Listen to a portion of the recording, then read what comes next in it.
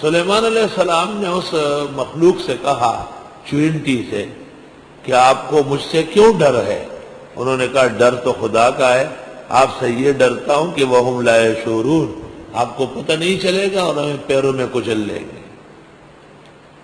تو سلیمان نے چوینٹی سے کہا سلینی ما شئت، مانگیے کیا مانگنا ہے؟ اس نے کہا زد لی عمری، میری عمر بڑھاؤ۔ سلیمان نے کہا یہ نہیں ہو سکتا۔ کہا زد لی رزقی، میری روزی بڑھاؤ۔ کہا یہ بھی نہیں ہو سکتا۔ کہا لا اسألک شیئا، اس کے بعد کچھ نہیں مانگوں۔